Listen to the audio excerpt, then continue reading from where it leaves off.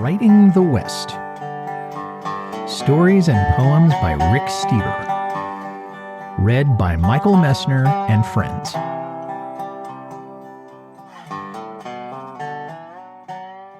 Firecracker. A buckaroo greeted Rankin Crow and Harold Johnson as they rode into the Alford Ranch headquarters. He said to them, "Thought you might be able to help. We've got a horse, and every time we go to hitch him up, he lies down.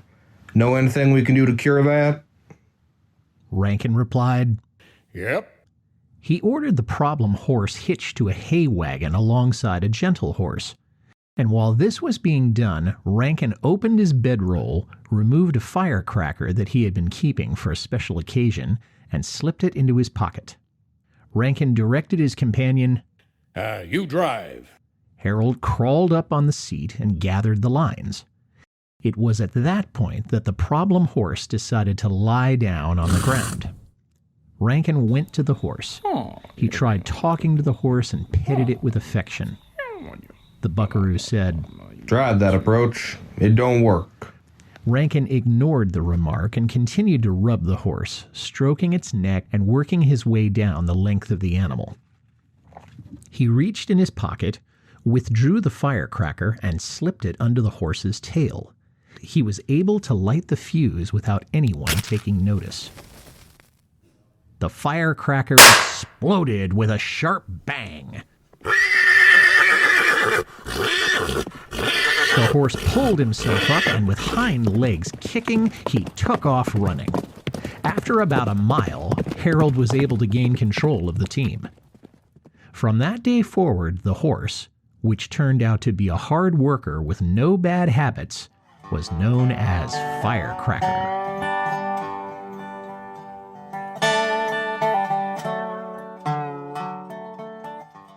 Banished.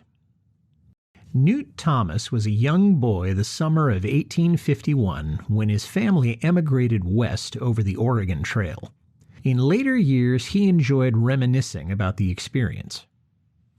"There was a friend of mine, Steve. He was a few years older than me.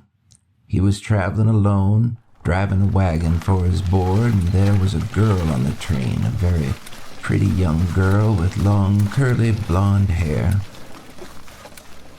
There came a day when a band of natives rode into camp, and one of the braves made a sign that he wanted to trade for the girl. Even though he was rebuked, he persisted. Finally, thinking he was making a joke, Steve said, "All right, you can have her for 6 ponies. The next morning, that brave drove 6 horses into our camp and insisted on taking the girl. The men of the wagon train ran him out of the camp, but they were so mad at Steve for putting us all in a dangerous situation, they held a meeting and decided to banish poor Steve.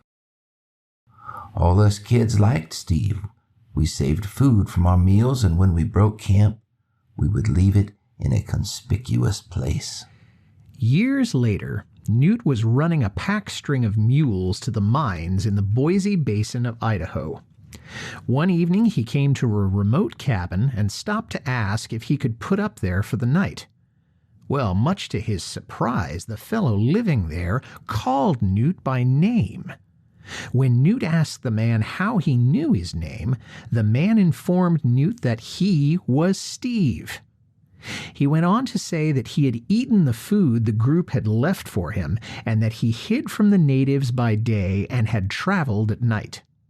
Steve eventually came upon a wagon train that had laid over because the people were all sick with dysentery. He nursed them back to health, and in return, they brought him the rest of the way on the trail.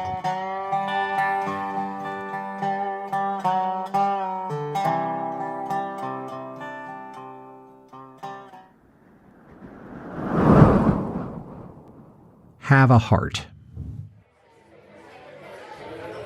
They sit together at the bar, Johnny Walker logic making sense, playing music on the jukebox with a phone app, songs to be charged at the end of the current billing cycle. She is his sweet companion. He has become her Mr. Everything. They are linked by the thread of romantic love.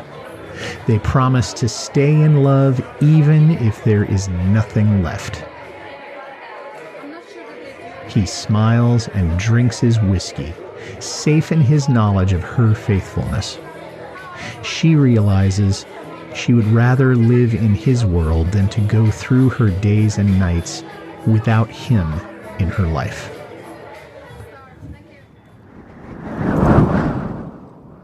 Tough. Elizabeth Gear brought her husband and their 7 children across the plains to Oregon. When they reached the settlement of Portland, Elizabeth sold the wagon and stock to pay rent on a lean-to shed off the back of a cabin. Her husband, who was sick and confined to bed, had to be carried to their new quarters. Every night Elizabeth prayed that her husband would get well and that life would become easier. But the prayers were not answered. Food was expensive and scarce. Pork cost 10 cents a pound, and potatoes were 75 cents per bushel. But the Native Americans sold salmon for 4 cents a pound, and the family subsisted on a diet of fish. Adding to Elizabeth's concerns were the children. They became sick. At one time, 5 of them were down, too sick to move, and all Elizabeth could do was to make them comfortable and hope for the best. She could not afford to pay for a doctor's care.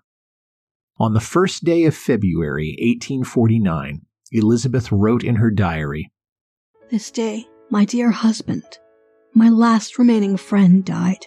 The following day she entered, Today we buried my earthly companion. Now I know what none but widows know.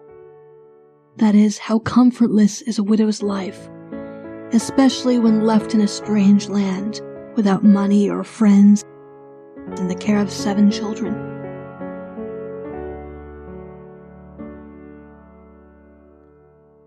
After the attack. In 1823, Jedediah Smith led a small band of trappers into the country south of the Yellowstone River. One evening, as Smith was leading his horse up a timbered draw, a grizzly appeared in the trail. Mountain man Jim Kleiman wrote in his journal what happened next. Smith and the bear met face to face. Grizzly did not hesitate a moment, but sprung on the captain, taking him by the head first, cutting his head badly. Then he gave him a grab by the middle, fortunately catching the ball pouch and butcher knife, which he broke. Several ribs was broken. The trappers fired round after round at the bear. It stopped the mauling and released Smith only after life had left its body. The men rushed to Smith. Kleiman's journal recounted, I asked Captain what was best. He said 1 or 2 go for water. Said get a needle and thread and sew up the wounds around his head, which was bleeding freely.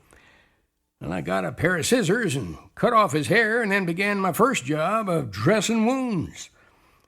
Upon examination, I found the bear had taken nearly all his head in his capricious mouth, close to his eye, and on one side, and close to his right ear on the other, and laid the skull bare to near the crown of the head, leaving a white streak where his teeth passed.